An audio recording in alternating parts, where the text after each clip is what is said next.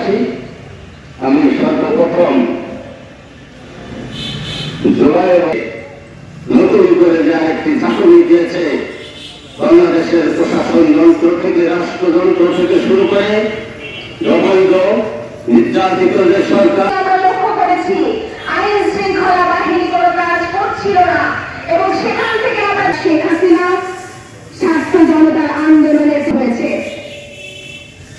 আমরা জানি যে ফ্যাসিবাদী ব্যবস্থা একটা কাঠামো, আমরা জানি যে এই ব্যবস্থা, এই কাঠামো, সেই কাঠামো এখনো বলবৎ আছে।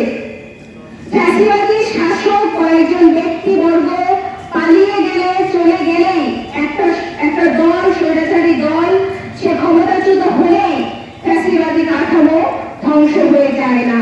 সেই আন্দোলনের পরিণতি কি হয়েছে? আমাদের বিজয় হয়েছে, বৈষম্যবাদীদের পরাজয় হয়েছে।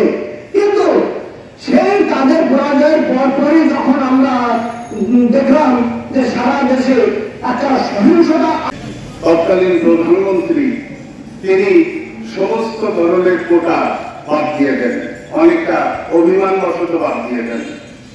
পরবর্তী পর্যায়ে মুক্তিযোদ্ধার সন্তানরা হাইকোর্টে একটা রিট করে যে মুক্তিযোদ্ধাদের কোটা নিশ্চিত করতে হবে।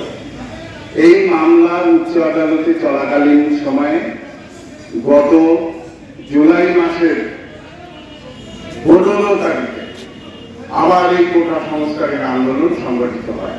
আপনারা জানেন বাংলাদেশের মানুষ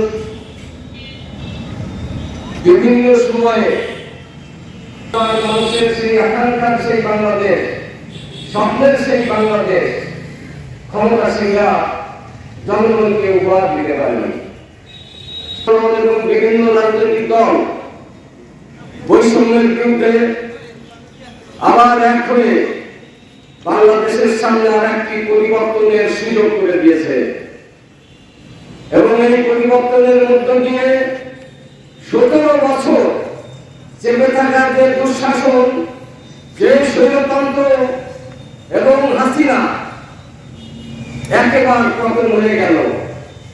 তার কোন লোক বাংলাদেশে আছে এরকম আর মনে হয় না। এরকম পতন পৃথিবীর ইতিহাসে স্বৈরতন্ত্রের পতনের পরে তার কর্মী বাহিনী কমায়, একটা অভূতপূর্ব ঘটনা বাংলাদেশের মানুষের সামনে উন্মোচন হয়েছে।